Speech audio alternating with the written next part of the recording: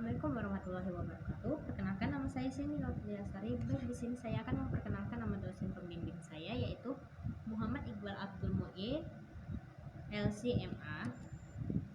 Baik, di sini saya akan menjelaskan pengertian hadis. 1. Hadis secara etimologi merupakan bentuk masdar yang berarti komunikasi, cerita, percakapan baik dalam konteks agama maupun duniawi, atau dalam bentuk konteks sejarah, peristiwa, dan kejadian aktual. Penggunaan dalam bentuk kata sifat yaitu 1. Al-Jadid, baru. 2. Al-Akhbar, berita atau yang percakapan dipindahkan dari seseorang ke seseorang lainnya. 3. Al-Kabir, sesuatu yang dekat. Secara terminologi merupakan kata benda dari kata al-tadlis yang berarti pembicaraan, sedangkan hadis menurut istilah ulama muhaddisin adalah segala yang dinukilkan dari Nabi SAW, baik berupa perkataan, perbuatan, takdir maupun hal ihwal Nabi. 2. Sunnah. Sunnah adalah sebuah perkataan, perbuatan, dan hal yang dikerjakan para sahabat yang disetujui Nabi Muhammad SAW.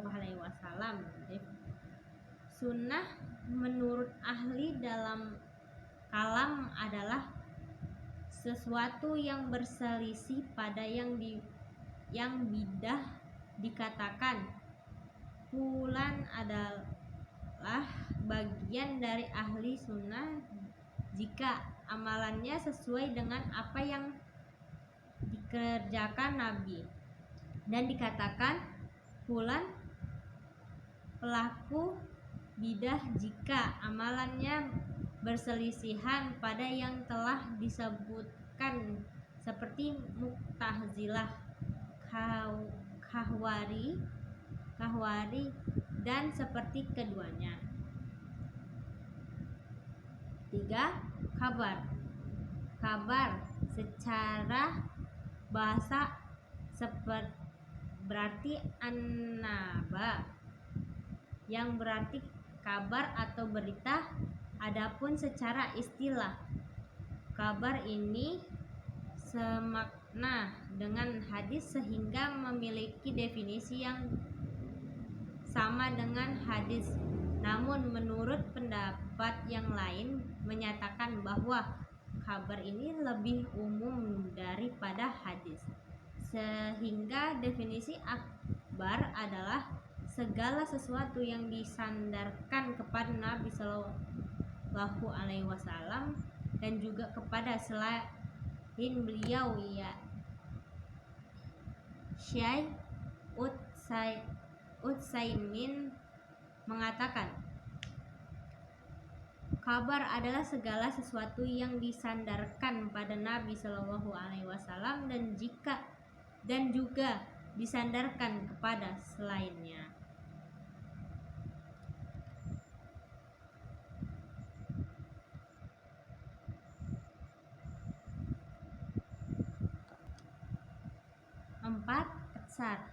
Atsar secara bahasa berarti baqiyatul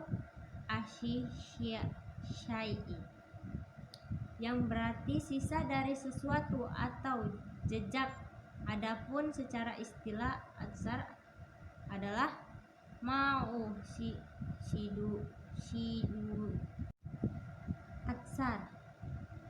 Atsar secara bahasa berarti baqiyatul syai'i, yang berarti sisa dari sesuatu atau jejak. Adapun secara istilah, atsar adalah segala sesuatu yang disandarkan pada sahabat atau tabi'in. Ada kalanya atsar juga didefinisikan dengan segala sesuatu yang disandarkan pada Nabi SAW, namun biasanya penyebutannya disandarkan kepada redaksi dari Nabi SAW, sehingga penyebutannya seperti ini. Dalam sebuah atsa dari Nabi SAW, Yaitu B. Kedudukan dan fungsi hadis.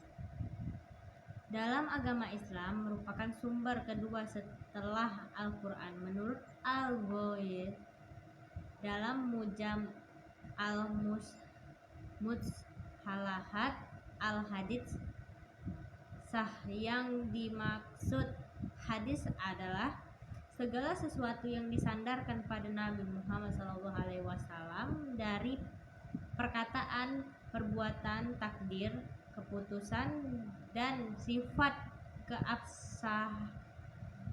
Hadis sebagai sumber hukum Islam ini dijelaskan dalam beberapa ayat Al-Quran. Dalam surah Al-Hasad ayat 7, Allah berfirman, apa yang diberikan Rasul kepadamu maka terimalah dia, dan apa yang dilarangnya bagimu maka tinggalkanlah. Quran surah Al-Hasad ayat 7. Ayat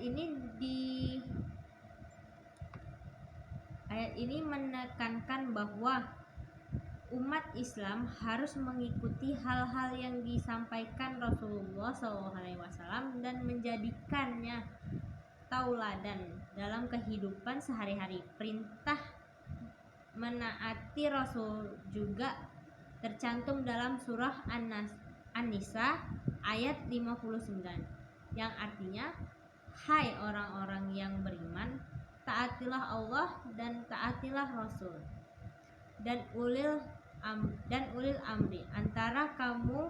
Kemudian jika kamu berlainan pendapat tentang sesuatu, maka kembalikanlah ia kepada Allah, Al-Quran dan Rasul Sunnah. Berikut ini adalah fungsi-fungsi hadis. Fungsi-fungsi hadis. 1. Bayan takrir, memperjelas isi Al-Quran. Bayan takrir artinya hadis berfungsi untuk memantapkan dan mengokohkan apa yang telah ditetapkan Al-Quran sehingga makna tidak perlu dipertanyakan lagi. Contohnya adalah surat Al-Maidah ayat 6 yang berbunyi, hai orang-orang yang beriman, apabila kamu hendak mengerjakan sholat, maka basuhlah muka dan tanganmu sampai dengan siku, dan sapulah kepalamu dan kakimu sampai dengan kedua mata kaki. Quran surah Al-Maidah ayat 6. Kemudian Sallallahu Alaihi Wasallam memperjelaskan, Rasulullah Sallallahu Alaihi Wasallam bersabda, tidak diterima sholat seseorang yang berhadas sampai ia berwudu. Hadis riwayat Bukhari dan Abu Hurairah. Hadis tersebut maknanya sama dengan Al-Quran, namun lebih tegas ditinjau dari bahasanya maupun hukumnya. 2. Bayan tabdilah. Bayan tabdilah artinya mengganti hukum yang telah lewat keberlakuannya. Contoh sunnah yang dianggap bayan tabdil adalah zakat, pertanian. Dalam Al-Quran disebutkan segala penghasilan wajib dikeluarkan zakatnya, namun tidak dijelaskan batasan nisabnya. Rasulullah SAW memperjelasnya. Beliau bersabda, tidak ada kewajiban zakat dari hasil pertanian yang kurang dari 5 wasa. Hadis riwayat Al-Bukhari dan Muslim. 3. Bayan tafsir, menafsirkan isi Al-Quran. Bayan tafsir artinya menjelaskan yang maknanya, sama merinci ayat yang maknanya global dan mengkhususkan ayat yang maknanya umum. Terdapat kurang lebih 67 ayat Al-Quran yang berisi perintah sholat, namun tidak terdapat rincian bagaimana cara mendirikannya. Rasulullah SAW kemudian memperagakan sholat secara rinci dan memerintahkan umat Islam untuk menirukan. Sholatlah kalian seperti kalian melihat aku sedang sholat. 4. Takhir al-am, mengkhususkan yang bermakna umum. Takhsis al-am artinya mengkhususkan atau mengecualikan ayat yang bermakna umum. Salah satu contoh adalah dalil tentang keharaman bangkai dan darah. Dalam Al-Quran, Allah berfirman dalam surah Al-Ma'idah ayat 3 yang berbunyi, diharamkan atasmu bangkai, darah, dan daging babi.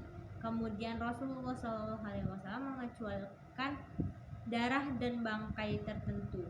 Beliau bersabda, baik, sekian dari saya. Apabila ada salah kata maupun kekurangan dari saya, mohon maaf. Baik, saya tutup. Assalamualaikum warahmatullahi wabarakatuh.